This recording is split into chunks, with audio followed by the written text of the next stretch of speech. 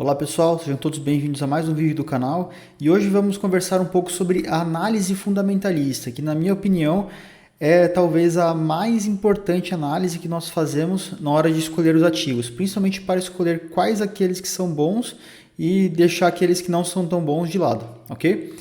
Então, o que é então análise fundamentalista? É aquela análise que, como o próprio nome diz, ela se baseia pelos fundamentos do ativo, tá? Então, isso aí ajuda a gente definir o valor intrínseco dele, né?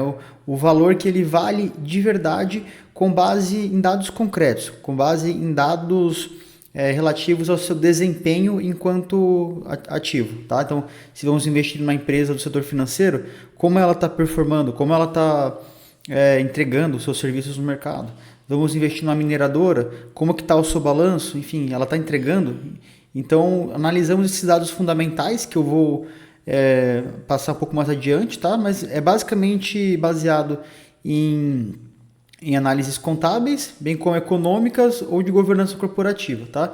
E a ideia da análise fundamentalista é o quê? É escolher bons ativos com bons fundamentos e com visão de longo prazo. Então, sempre que a gente faz é para escolher um ativo já pensando em deixar ele na carteira por bastante tempo. Por quê? Sempre vai ter oscilações, né? Já comentamos sobre isso em outros vídeos. Então, se manter bons ativos a prazo, a tendência é que o ganho venha em questão de tempo. Tá? Então, por que utilizar análise fundamentalista? Nós temos diversas empresas no mercado para investir, em se tratando de ações, né? Não só ações, mas podemos analisar fundamentalmente também fundos imobiliários, mas com outros indicadores. Então, nós precisamos identificar aquelas empresas sólidas, né? Aqueles negócios que realmente entregam valor no mercado e que tendem a perdurar no longo prazo.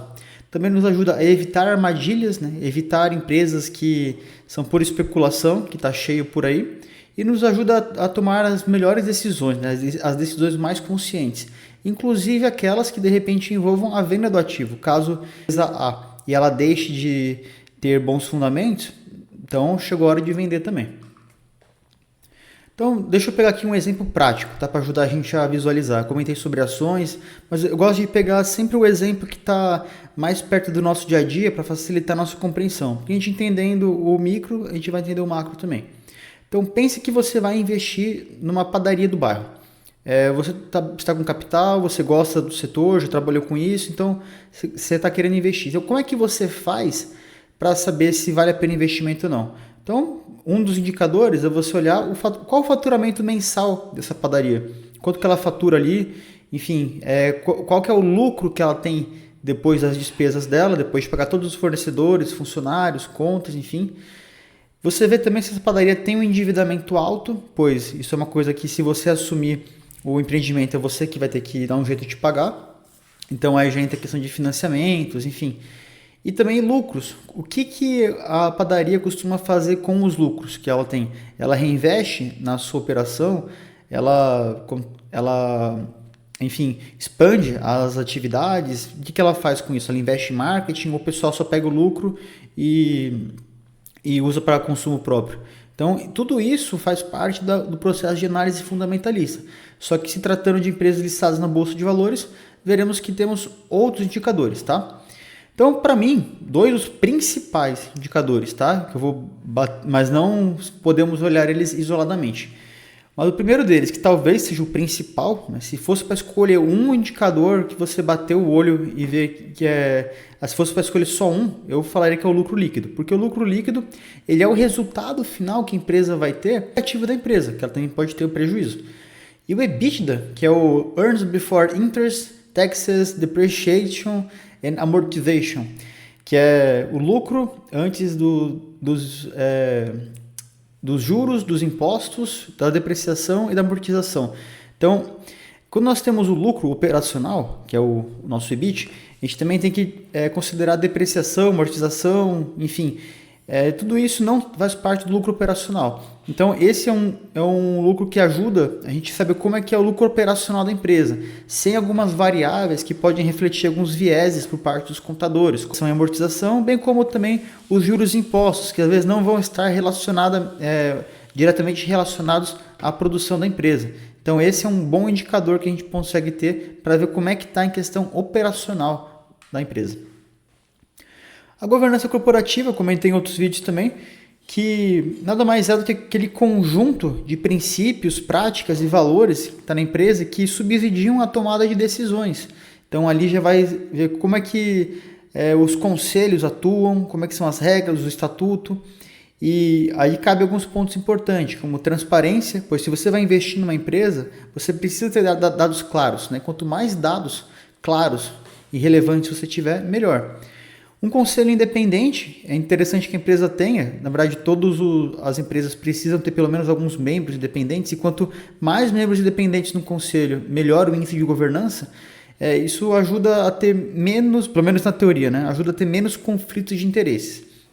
E também indicadores que comprovem a proteção ao acionista minoritário, de modo que mesmo que ele tenha poucas participações, que os interesses dele sejam atendidos também, e não apenas dos majoritários. E um ponto importante da governança corporativa é que, em cores, menor o risco de encontrarmos alguma fraude na empresa, né, e má gestão. Comentei ali no vídeo sobre ações de alguns exemplos negativos, mas se temos uma boa liderança à frente da empresa, principalmente a partir de seus conselheiros, provavelmente ela terá bons resultados. Tá? Então esse é um indicador muito importante. Lucratividade consistente. Então a empresa é uma empresa de sucesso quando ela consegue desempenhar ali a sua missão, alcançar a sua visão, pelo menos estando muito próximo disso, e respeitando os seus valores. Mas para isso, ela precisa tornar a sua operação sustentável. Então, ela precisa ter preços competitivos, ela precisa entregar aquilo para o consumidor final, ela precisa pagar a sua atividade e se perpetue no tempo. Então, ela precisa do lucro. O lucro é uma ferramenta que, apesar de algumas pessoas demonizarem ele, mas é uma ferramenta que ajuda o negócio a ficar sustentável e se perdurar mais, entregar cada vez mais valor, ajudar ainda mais pessoas com seus produtos e serviços. Então, precisamos avaliar o quê? O crescimento constante de receitas, de fato que as vendas sejam realmente feitas, os lucros, né? Porque de nada adianta a empresa estar aumentando receita, mas os custos de repente estarem aumentando até. Então, os indicadores-chave aqui, como o quanto da receita que de fato vira. Então, sobre agora endividamento equilibrado. Se a empresa ela tem muitas dívidas, provavelmente ela pode ficar insolvente. Isso se elas não forem muito bem gerenciadas, tá? É normal que as empresas tenham dívidas, porque elas em algum momento vão precisar de financiamento de capital de giro, enfim. Mas o problema é quando a dívida ela não está sustentável, quando está muito grande. Então, alguns indicadores é a dívida líquida sobre o EBITDA, né? Você consegue ver essa razão. Cobertura de juros, como é que está essa situação financeira da empresa, você está pagando muitos juros ali que está também, para ver se é muito de curto prazo ou de longo prazo. Se for muita dívida de curto prazo, ela vai precisar de muito capital de giro, e se o capital de giro, a quantidade for maior do que ela tem de capital circulante líquido, que é a diferença entre os ativos circulantes pelos passivos circulantes, provavelmente ela vai ficar insolvente, né, com um saldo de tesouraria negativo. Então, o endividamento equilibrado também é fundamental. Geração de caixa. Então, é importante que a gente saiba distinguir duas coisas, tá? O que é o lucro e o que é caixa. Então, quando a gente fala de lucro, a gente está na esfera contábil apenas. Então, não necessariamente o que a gente tem de lucro é o que a gente vai sacar de caixa ali para custear as coisas. Porque muito do lucro ainda, como a gente usa o regime de competência, às vezes a gente vai receber a prazo.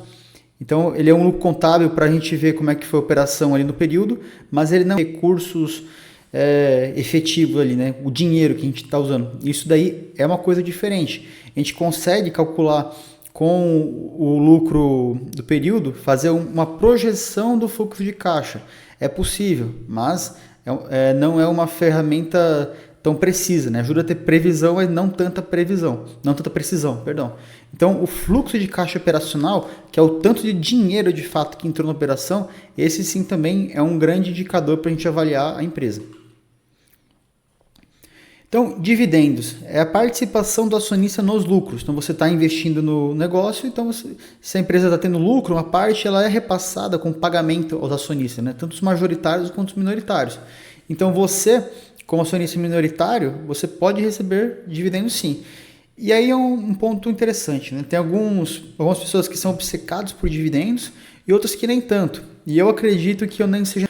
Por quê? Se a empresa, em tese, não está distribuindo tantos dividendos, quer dizer que ela está reinvestindo na sua operação. E se ela está reinvestindo na sua operação, a tendência é que ela expanda e o ganho que ela pode ter, o ganho patrimonial que ela pode ter, né? Evolução patrimonial, ganhos em receitas, em lucro, pode fazer com que o valor da ação aumente. Então isso, no longo prazo, pode valer muito mais que de repente você está recebendo um valorzinho em dividendos. Eu sou muito mais dessa filosofia, quanto mais na operação estruturada, melhor. Peguei um exemplo prático aqui da VEG, que para mim é uma das melhores empresas que temos na Bolsa. Eu vi que ela está no melhor indicador de governança corporativa, ela tem conselheiros independentes, ela tem ali um bom site de relacionamento com os investidores, então isso demonstra muita solidez na empresa. Ela tem bons indicadores de lucratividade também, e bem como tem um endividamento controlado. Então vemos ali que é uma empresa que até mesmo no período da pandemia, ela conseguiu ter resultados ali consideráveis em comparação ali com o mercado, como é que foi. Então é uma empresa que eu vejo com excelentes bons exemplos ali, com base em tudo que eu falei sobre análise fundamentalista. E quais são então algumas limitações da análise fundamentalista? Podemos ter algumas mudanças rápidas e isso imediatamente, tá? Então, a análise técnica que vai refletir mais o preço, ela pode complementar a análise fundamentalista com algumas coisas, tá? Algumas empresas, se a gente comparar esses indicadores, elas podem soar muito caras e às vezes as pessoas podem também pegar e evitar investir porque ela está cara, mas às vezes ela pode crescer mais ainda. Então, é muito interessante a gente combinar essa análise com outros indicadores que eu vou falar mais em outros vídeos, tá bom? E também ela requer disciplina e paciência, empresas com bons fundamentos e manter paciência também. Eu não acho nem que isso é uma limitação tanto da análise fundamentalista em si, né? Acho que é uma questão até nossa mesmo de desenvolver a paciência. E as vantagens, então, é que a gente consegue de fato ver o valor real próximo do real, que é o disponibilizado pelos balanços da empresa, levando em consideração que eles vão estar sendo bem redigidos. Protegem contra movimentos especulativos do mercado, pois, como eu falei, vão haver muitas oscilações de mercado. A questão é como nós vamos reagir. E se nós temos ativos bons, a tendência é que no longo prazo nós nos demos bem com isso. E nos ajuda a tomar também algumas decisões com uma base bem sólida, tá? Pois as análises são bem criteriosas também. Então, um breve resumo dos pilares. Governança corporativa, que é com transparência e respeito dos acionistas. Dividendos, bem como também os principais, acredito eu, que é o EBITDA e o lucro líquido. Olhar ali para ver como que está a performance da empresa. É isso, pessoal. Então, agradeço pela audiência até aqui.